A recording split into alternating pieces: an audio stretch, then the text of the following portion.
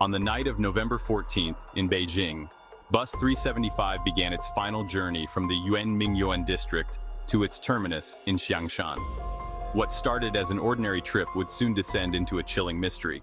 A few passengers were seated, including an elderly lady and a young man sitting alone not far from each other. The bus drove through quiet, empty streets. The journey seemed normal at first. Both the elderly lady and the young man were lost in their own thoughts, not noticing the eerie atmosphere on the bus. At one of the stops, 3 men boarded the bus. 2 of them supported the third, who was so intoxicated he could barely stand. Most passengers paid little attention except for the elderly lady who eyed them warily. When they seated, they started to look at the other passengers, menacingly. They did not speak a word, but their eyes were gazing and cold as ice. Suddenly, the elderly lady stands up abruptly and confronts the young man. You've stolen my wallet. Get off this bus with me right now. I called the police. They are waiting for us. The young man looks confused and startled. The bus driver glances in the rearview mirror. Other passengers turn their heads, curious but not alarmed. What? I didn't steal anything. The bus driver stops the bus, and the elderly lady insists on getting off with the young man. All right, everyone calm down. You two off the bus. The elderly lady grabs the young man's arm and drags him off the bus.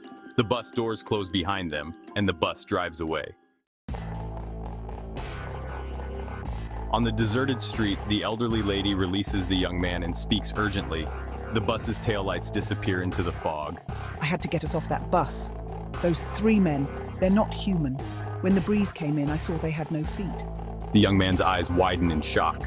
What do you mean, no feet? Are you sure? I know what I saw. Trust me, we're safer here. The next day, Bus 375 was found submerged in the Miyun Reservoir, far off its route. The driver and conductor were found dead inside, but the other passengers had vanished without a trace. The old lady and the young men agreed to meet the next day when they heard what happened. We were lucky to get off that bus, but what really happened to the others? We'll never know for sure. Some things are beyond our understanding. This story still circulates in China, with many believing it to be true. Despite the unbelievable details, one question remains. What really happened on that fateful night aboard Bus 375? The legend of Bus 375 continues to haunt the people of Beijing. Was it a case of supernatural intervention, or something more sinister at play?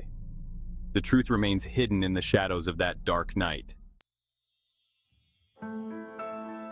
If this tale of mystery and terror intrigued you, subscribe to CreepyCreppe for more spine-chilling stories.